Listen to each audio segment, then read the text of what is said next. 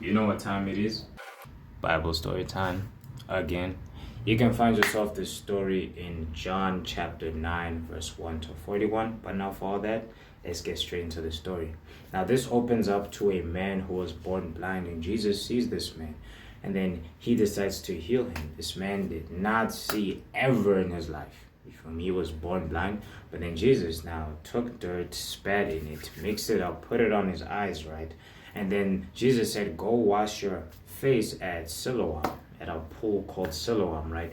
And then the man washes his face, and then he sees. You see, this guy was born blind, but then he regained his sight simply by the power of the Holy Ghost, that he regained his sight. And the man pulled up to some Pharisees and told them about a man who had healed his original blindness and gave him the sight that he never had. The Pharisees were in denial. They were like, what? You were born blind? This has got to be an act. They even called up the man's parents and asked them, was your son ever born blind? And the parents were like, yeah, he was born blind, but now he can see. How amazing is that? And then he was like, what? Who did this to you then? Who regained your sight, right? And then the man directed them to Jesus, and then Jesus had now pulled up to the guy who he healed and said, do you believe in the Son of Man? And then he said, oh, who is he? I want to believe in him. I don't know who he is. And then Jesus said, you're looking right at him. And at that moment, the man had bowed down to worship Jesus. Of course, why? He is God. He is deity, right?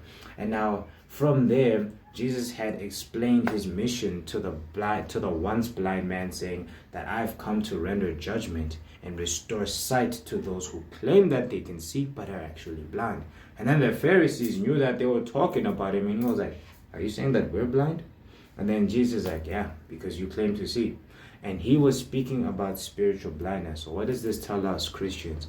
Jesus came to restore sight to the spiritually blind. You see, those who are hypocrites, those who think that they know something, those who want to add up and amount God into a limited space of time through these false religions. Jesus' goal is to restore sight to the blind. That is exactly why he commissioned us, his disciples, to go and spread the gospel and restore sight to the blind, not just physically, but spiritually too. But until then, stay faithful.